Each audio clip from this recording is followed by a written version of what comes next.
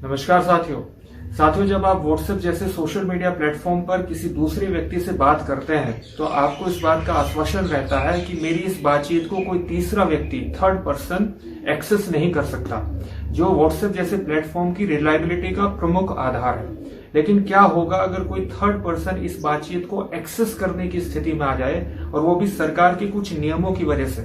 मैं ऐसा इसलिए कह रहा हूं क्योंकि सरकार इंफॉर्मेशन टेक्नोलॉजी एक्ट 2000 के अंतर्गत कुछ नई गाइडलाइंस को लेकर के आई है, जो सोशल मीडिया प्लेटफॉर्म जैसे फेसबुक, ट्विटर, व्हाट्सएप और डिजिटल न्यूज प्लेटफॉर्म जैसे द कैरेवन और ओटीटी यानी ओवर द टॉप प्लेटफॉर्म जैसे नेटफ्लिक्स, अमेजन प्राइम और हॉटस्टार के इस्तेमाल करने के आपके एक्सपीरियंस को फंडामेंटली चेंज कर सकते हैं। सरकार ये guidelines information technology intermediate guidelines 2011 के स्थान पर लेकर के आई है। साथियों, सरकार वर्ष 2018 से ही 2011 की गाइडलाइंस में परिवर्तन के बारे में सोच रही थी। दिसंबर 2018 में जब इंडियन एक्सप्रेस न्यूज़पेपर ने ministry of electronics and information technology की इस विषय पर एक कॉन्फिडेंशियल मीटिंग को रिपोर्ट किया, तो पहले तो मिनिस्ट्री ने इस तरह की किसी भी मीटिंग के होने को नकार दिया, लेकिन बाद में इस तरह की मीटिंग को स्वीकार किया और इस पर एक पब्लिक कंसल्टेशन की शुरुआत की। वर्ष 2011 से 2021 की गाइडलाइंस में जो सबसे प्रमुख परिवर्तन है वो सेफ हार्बर प्रोविजंस को लेकर है। सेफ हार्बर प्रोविजन एक ऐसा लीगल प्रोविजन है जो कुछ शर्तों के पूरा होने पर सोशल मीडिया प्लेटफॉर्म्स और ओटीटी प्लेटफॉर्म्स को लीगल और रेगुलेटरी लायबिलिटी से छूट प्रदान करता है। जैसे अगर आप कोई कंटेंट, रिटन कंटेंट या वीडियो के रूप में जनरेट करते हैं और सोशल मीडिया प्लेटफॉर्म या ओटीटी प्लेटफॉर्म्स के माध्यम से उसको पब्लिश कराते हैं ताकि वो अधिक से अधिक लोगों तक पहुंच सके, तो इस कंटेंट की लीगल लायबिलिटी इन प्लेटफॉर्म्स की नहीं होती, और ऐसा सेफ हार्बर प्रोविजन के कारण है।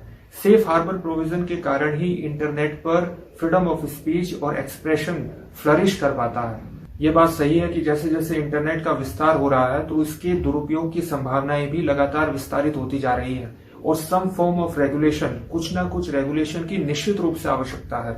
लेकिन सरकार ने जो नई गाइडलाइंस जारी की हैं, ये रेगुलेशन कम, सरकार के कंट्रोल को ज्यादा बढ़ाने वाली है। जैसे इन रूल्स के रूल 5 के अनुसार इंटरमीडिएरी प्लेटफॉर्म जैसे व्हाट्सएप, सिग्नल, टेलीग्राम, जो आपको मुख्य रूप से मैसेजिंग सर्विस मुहैया कराते हैं, इनके लिए कंटेंट की फर्स्ट ओरिजिनेटर की इंफॉर्मेशन को मांगे जाने पर मुहैया कराना मैंडेटरी कर दिया गया है। जाहिर सी बात है कि जब दो व्यक्ति व्हाट्सएप जैसे प्लेटफॉर्म पर बातचीत करते हैं तो ये बातचीत एंड टू एंड इंक्रिप्टेड होती है, यानी कोडेड होती है, और इसी के कारण कोई थर्ड पर्सन इस बातचीत को एक्सेस नहीं कर सकता। इसलिए फर्स्ट ओरिजिनेटर की इंफॉर्मेशन को इनेबल करने का मतलब है इस एंड टू एंड इंक्रिप्शन से समझौता करना, यानी इसका कमजोर होना। और यही end to end encryption WhatsApp जैसे प्लेटफॉर्म को विश्वसनीय बनाता है, आपकी बातचीत को सुरक्षित रखता है और आपकी प्राइवेसी को मेंटेन करता है। इसलिए ये सब रूल्स सोशल मीडिया प्लेटफॉर्म्स पर न केवल सरकार के कंट्रोल को बढ़ाते हैं, बल्कि आपके राइट टू प्राइवेसी, जो सुप्रीम कोर्ट के डिसीजन के अनुसार अब आपका एक फंडामेंटल राइट है, उसको डायरेक्टली वायलेट करते हैं। साथ ही आपकी सिक्योरिटी भी इससे प्रभावित हो सकती है, क्योंकि एंड टू एंड इंक्रिप्शन के कमजोर होने से क्रिमिनल्स भी इसका फायदा उठा सकते हैं। ओवर द टॉप प्लेटफॉर्म्स जैसे नेटफ्लिक्स, अमेजन प्राइम, हॉटस्टार और डिजिटल न्यूज प्लेटफॉर्म जैसे द कैरेवन को रेगुलेट करने के लिए सरकार ने एक 3 टियर स्ट्रक्चर अपनाया है, जो इन कानूनों के ऑब्जर्वेंस और एडहेरेंस को सुनिश्चित करेगा।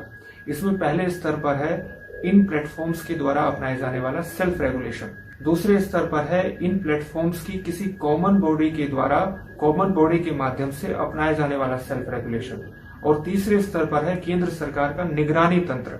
दोस्तों, ये निगरानी तंत्र कुछ उसी तरह से काम करेगा जिस प्रकार से ministry of information and broadcasting TV को रेगुलेट करने के लिए काम करती है। यानी सरकार के पास न केवल कंटेंट की सेंसरशिप की पावर होगी, बल्कि उसको ब्लॉक करने की भी पावर होगी। इसका मतलब है कि यहाँ भी सरकार के नियंत्रण में ही अंततः सारी चीजें चली गई हैं। साथ ही डिजिटल न्यूज मीडिया को लेकर भी कुछ कंसर्न उभरते हैं। जैसे सरकार ने ये जो दिशा निर्देश बनाए हैं, ये इंफॉर्मेशन टेक्नोलॉजी एक्ट 2000 को इम्प्लीमेंट करने के लिए बनाए गए हैं। यानी इंफॉर्मेशन टेक्नोलॉजी एक्ट 2000 हुआ पेरेंट लॉ, और उसको लागू करने के लिए जो दिशा निर्देश रूल्स बनाए गए उसको कहते हैं डेलीगेट लॉ। कोई भी डेलीगेट लॉ पेरेंट लॉ का उल्लंघन नहीं कर सकता। डेलीगेट लॉ का दायरा पेरेंट लॉ से ज्यादा नहीं हो सकता। डेलीगेट लॉ यानी ये जो दिशा निर्देश हैं, ये डिजिटल न्यूज मीडिया को कवर करते हैं। जबकि information technology act 2000 digital media news को कवर नहीं करता। यानी डेलीगेट लॉ पेरेंट लॉ का उल्लंघन कर रहा है। लॉ की भाषा में इसको अल्ट्रा वायरेज कहते हैं और ये स्वाभाविक रूप से इनवैलिडेट हो जाता है। साथियों, इन नियमों से सरकार ने इन प्लेटफॉर्म्स के द्वारा किसी आदेश या कानून के उल्लंघन पर कंटेंट को हटाने या ब्लॉक करने की अल्टीमेट पावर हासिल कर ली है। अब आप ये तो जानते ही हैं कि देश में किसी कानून के उल्लंघन की एक न्यायिक प्रक्रिया है जो ये सुनिश्चित करे कि कानून का उल्लंघन हुआ है या नहीं। लेकिन यहाँ सरकार खुद ही कूद पड़ी है कि हम ही बताएंगे कि कानून का उल्लंघन हुआ है या नहीं। ये हमारी डेमोक्रेसी में जो लेजिस्लेटिव, एग्जीक्यूटिव और जुडिशरी के बीच पावर सेपरेशन है उसको भी वॉयलेट करता है। दोस्तों, इन नियमों के बारे में सुनकर के आप समझ गए होंगे कि सरकार द्वारा ये नियम डिजिटल स्पेस को रेगुलेट करने के लिए नहीं बल्कि कंट्रोल करने के लिए लाए गए हैं।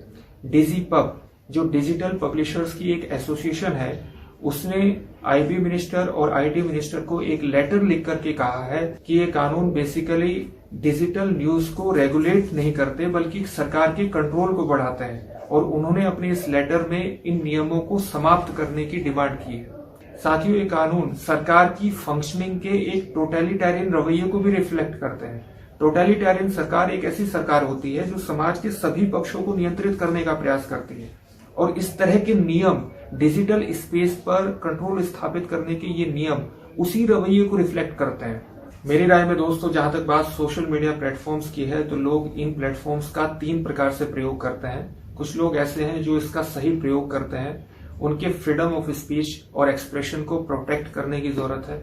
कुछ लोग ऐसे हैं जो इसका मिसयूज करते हैं, महिलाओं के प्रति भद्दी टिप्पणियां करते हैं, ट्रोल करते हैं। ऐसे लोगों को रेगुलेट किए जाने की आवश्यकता है। और कुछ लोग ऐसे भी हैं जो इन प्लेटफॉर्म्स का ओवर यूज करते हैं। ऐसे लोगों को सेल्फ रेगुलेशन की जरूरत है। मैं आपसे जानना चाहता हूं कि आप इस बारे में क्या सोचते हैं, मुझे कमेंट करके जरूर बताइएगा। और अगर आपको ये वीडियो अच्छी लगी है तो इसको शेयर कीजिए और साथ ही मेरी लेटेस्ट वीडियो का नोटिफिकेशन पाने के लिए चैनल सब्सक्राइब करने के बाद बेल आइकन जरूर दबाइएगा। मिलते हैं एक नई वीडियो के साथ। बहुत बहुत धन्यवाद।